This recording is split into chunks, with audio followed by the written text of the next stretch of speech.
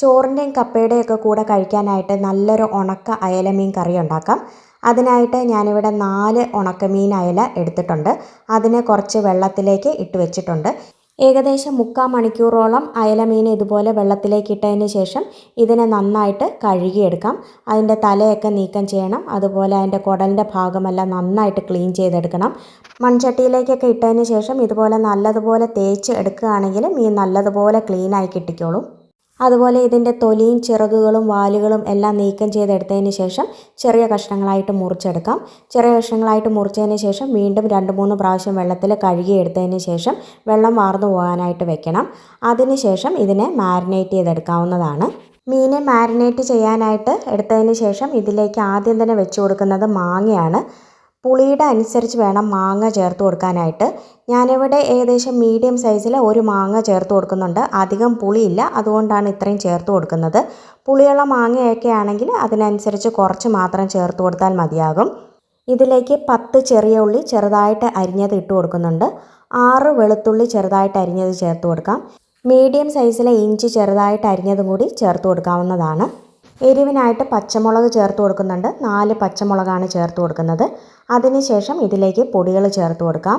1 table spoon മല്ലിപ്പൊടി ചേർത്ത് കൊടുക്കുന്നുണ്ട്.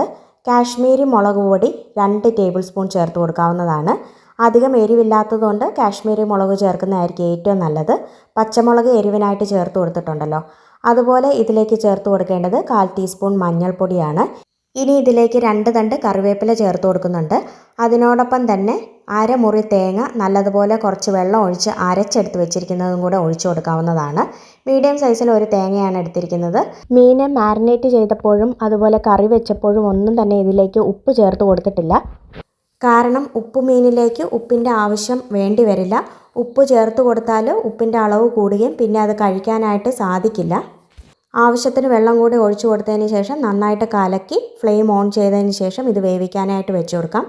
നല്ല ഹൈ ഫ്ലെയിമിൽ വെച്ച് പെട്ടെന്ന് തന്നെ ഇതിനെ തിളപ്പിച്ചെടുത്തതിന് ശേഷം ലോ ഫ്ലെയിമിലേക്ക് ഇട്ട് 15 മിനിറ്റോളം ഇതിനെ വേവിച്ചെടുക്കേണ്ടതാണ്.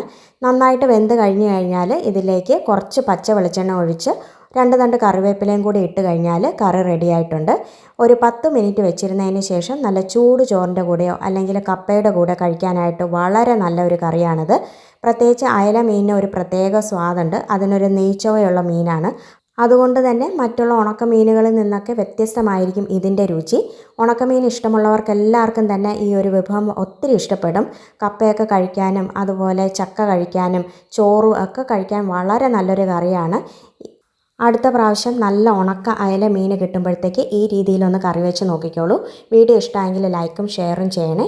മറ്റൊരു അവസരത്തിൽ മറ്റൊരു വിഭവമായി വീണ്ടും കാണാം. താങ്ക്